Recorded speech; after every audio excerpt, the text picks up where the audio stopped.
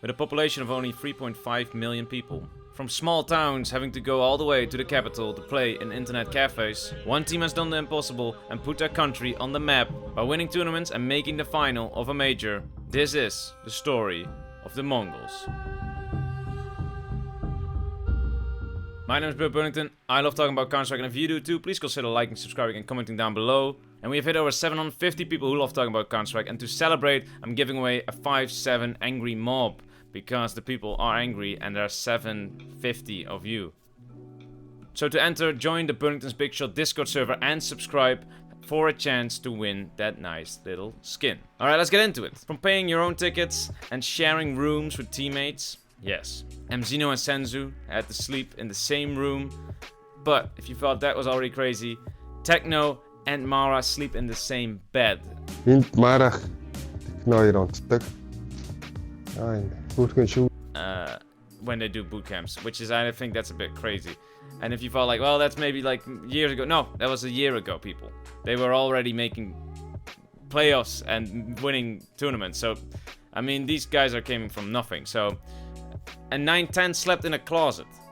But now they have started their own organization, have become the best team in Asia ever, and have been qualifying for majors and keeping all the sticker money between their players and just the small staff of people that built this little organization again. And they have also officially become the national team of Mongolia. Astralis couldn't even do that. I mean, like, they couldn't become the national team of Denmark, not of Mongolia, of course. Like, I don't know if they had those aspirations, but they couldn't. So, I mean, I don't know what I'm talking about. Where did this Mongol roster come from? Because it defies all the odds. Because there was never, ever an Asian team this competitive for such a long run, and it's especially impressive when you realize that Mongolia only has a population of 3.5 million people, and compare it to a US who have 340 million people, and they have a hard time putting 5 American players together, let alone be at the top. It's like having a top 5 team in the world for a few years and all players all came from Iowa. So where did this team start what would later be known as the Mongols? Well, it was fittingly the IGL Blitz, who planted the first seed when he played for Checkmate. Which is even more fittingly when you realize Blitz is actually a top 20 rated chess player in Mongolia, and was only 200 points away from being considered a Grand Master. Do I dare to say that this is where he got his name from? Yes. The second Mongols player that will join Blitz in his adventure was their lurker, Techno. They have played together non-stop for 5 years, which is a crazy long time. For example, not even Fallen and MongolZ have played with each other for longer than 4 years, and they are known as a famous duo. MBK and Apex haven't even played together for over 4 years. So it's crazy that these guys are still playing together and will continue playing together for the foreseeable future. It's becoming a legendary duo that we don't know of because it's happening in Asia. But the real partnership that will unite all the Mongolian tribes to create the Mongols Empire was their coach, Mara. Probably the least known member, like the 6th Beatle. Mara was there for the first ever recorded match for the Mongols in 2015. Trying to qualify to a major. And now, 10 years later, he has coached his fellow Mongolian brothers to the major final. Imagine Dupree starting the Astralis organization in 2016, and then in 2026 coaching them to a major final. I mean, that's the thing they write books about and documentaries and everything. I mean, we need to know a little bit more about these Mongols. But before they could ride out and start the Mongolian Empire, Checkmate's founder, Kane, started a new organization under the name IHC Esports.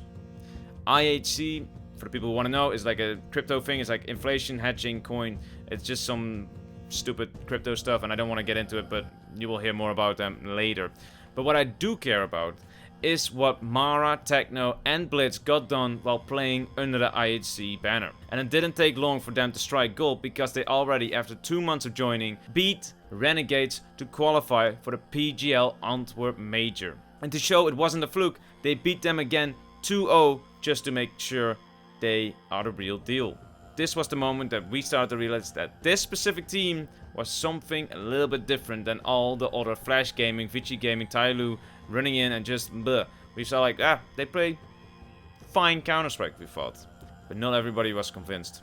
And for those doubters, and to show it wasn't a fluke once again, they did it again at IM Rio 2022, where they once again beat the Renegades Greyhound roster to make the major. They started to not only become the best team from Asia, but also start beating teams all around the world. Like beating Pain, Furia, and Cloud9. And in 2023, the last year of Counter-Strike Global Offensive, IHC once again qualifies for the major to the Blast TV Paris Major. But this time, there was some drama. The owners of IHC, the company that is the main sponsor of IHC Esports, got accused of laundering the income and earned by manipulating the market and charges of misappropriating the funds. Bad stuff. Predictable, but bad. I mean, it's called inflation hedging coins. You're hedging on inflation? Is that what it is? Like, I don't know. Like, I hate crypto coins, guys. Don't do it. It's stupid. Unless you're a crypto coin sponsor and you want to, scam all my viewers, please reach out and DM me. Alright, cool. So the co-founders of IHC Esports, Darkest and Kaz, are still owners and working in the MongolZ organization today. They are the COO and the CEO. But they were the co-founders of the IHC Esports branch and not IHC the company. So I believe they get away with it. Back to CS. Now without a tag, they decided to revive the MongolZ tag that Mara, their coach, once played under. So the Blast TV Paris Major will be the first event for the MongolZ. The next additions to the MongolZ will come in a twofold with MZino and 910. And both of them have stories themselves. Before MZino joined the MongolZ, his place was actually occupied by his brother Bart 4K. Yes, they are brothers. The Bat-Bolt brothers. Which, if I'm correct, should be Steel-born. But I'm not sure. But even more impressive is that they only learned about MZino when they saw him play in one of the internet cafes in Ulaanbaatar, the capital of Mongolia. I mean, I think that's just great. They just walk in and they're like, guys, we need a fifth guy, and they see a kid, probably like 14, 15 at the time, and say like, jeez, this kid is crazy, guys. I mean, that's just great. And what is interesting is that we can figure that they don't have access to computers all the time, especially the young people that don't have their own PC, of course. So new players starting the game from very young is quite uncommon, you think. But we can see there's an immensely strong player pool that love Counter-Strike. Just look at all the watch parties they have been hosting over the major and how many people show up and stay up till 8 AM in the morning. I mean, if that's not a sign that Counter-Strike is one of the best esports in the world, then I don't know what is. And what I also believe is that all these players coming together in internet cafes and playing together like shoulder to shoulder is something that grows that competitive edge even more, because you're directly competing with the guys around you and you want to be better than all of them. Something that you don't see in Western civilization, where everybody's just sitting at home, and when other people are better than you just shut them off and you just go play another game and you forget that you just got fucking dicked by that guy. But here, you get dicked and you see that guy just grinning at you and you're like, fucking, I'm gonna get him next time. That can really make them better, and I think that is one of the quintessential reasons why this MongolZ roster is doing so great. That, and they have the blood of warriors. Speaking of not being able to play at home, their Opper 910. He had a story himself, with the MongolZ sharing it when they were making their playoff run in the Blast TV Austin Major, where they explained that 910 used to live in Darkhan, far from Mongolia's capital, Ulaanbaatar. All the underground LAN tournaments with modest prize pools were held in the capital, so he had to take the train for hours just to compete. Those LANs were dog-eat-dog contests, winning was a necessity. He usually had enough money for a one-way ticket. If he had lost, he had no money for food, no place to sleep, and no way to get back. I mean, that's just a bad idea, but it is awesome nonetheless. And that's so respectable about it. This is something that doesn't happen in the Western world. I mean, it shouldn't happen in the Western world. And what isn't unlikely to happen, and what happens all over the world, essentially, and also in the West, is what happened to their last addition, Senzu. Senzu was a young, upcoming talent with an incredibly high ceiling.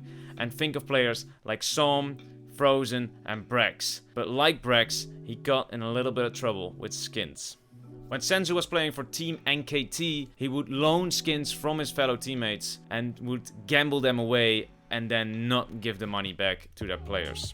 His teammate, legendary Polish player Bentet, has said this and shared this on his social media. He even says that he even admitted to the misconduct and refused to pay them back. Oof. If that's still the case, I don't know, but I figure it's fine now because I haven't heard anything concrete about it afterwards, and Senzu has made a lot of money so he can pay the players back. And that is good because they need Senzu, because Senzu is the new star from Mongolia. He was the reason that they made it all the way to the major final. He was the player that would always choke in playoffs. He broke his arm one day and couldn't play to his normal level, but was still hitting all those no scopes at Dust 2. He is the player that we're gonna be looking out for. He's gonna be in the top 20 of this year 100%, and he should be. So they need him in this roster. And let's look at this roster. Blitz, Techno, Mara as coach. Then we got Mzino and 910, and lastly, the new star from Mongolia, Senzu. That lineup will be, in my opinion, one of the most legendary Asian rosters of all time, and will be considered the Golden Five of Asia, like Virtus Pro was back in the day. And that trajectory is only going up.